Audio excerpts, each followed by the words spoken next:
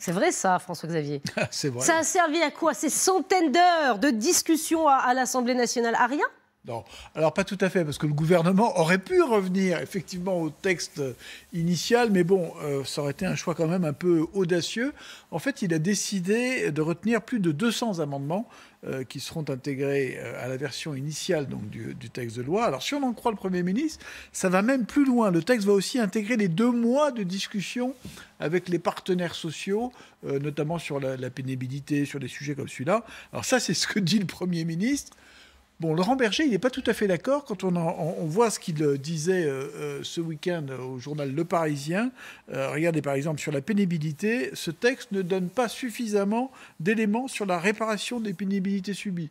Même chose sur certaines catégories de fonctionnaires ou sur le minimum retraite. Voilà, donc en fait, il y a quand même quelques petits points de friction encore. Bon, alors c'est très intéressant ce que vous dites. Effectivement, ce ne sera pas le texte de départ. Est-ce que le gouvernement a fait des concessions? Et si oui, lesquelles? Alors, bien sûr, il y en a quelques-unes. Par exemple, pour répondre aux inquiétudes des enseignants, le texte intègre dans la loi une garantie du maintien de leur retraite au niveau actuel, pour calmer la colère des avocats aussi. Autre sujet, il y aura un abattement de 30% sur les cotisations qu'ils doivent payer.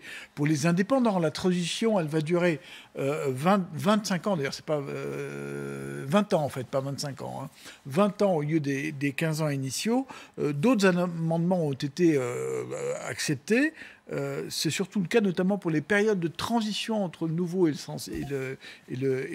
l'ancien régime.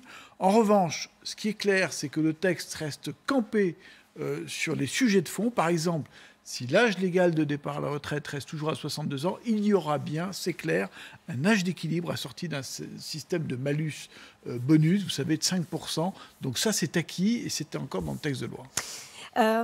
L'utilisation du 49.3. Vous savez qu'il y a la conférence de financement. Bon, elle avait mal commencé, la conférence de financement. Mais honnêtement, là, aujourd'hui, elle sert à quoi si le gouvernement passe en force? Bon, écoutez, je vais vous dire la vérité, Pascal, c'est que cette conférence de financement... la vérité. Oui, la vérité, c'est qu'elle est vouée à l'échec. Surtout sur le sujet qui fait débat, les 12 milliards d'économies.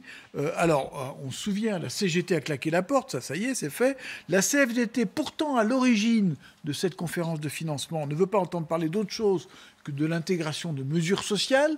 Le MEDEF, de son côté, dit « Ah bon, attendez, il n'en est pas question, on veut faire des économies et pour le MEDEF, il faut passer à l'âge pivot. » Donc quand on regarde tout ça, je vais vous dire, je ne sais pas si vous vous souvenez, il y a un an, il y avait une négociation sur l'assurance chômage où les partenaires sociaux n'avaient pas réussi à se mettre d'accord.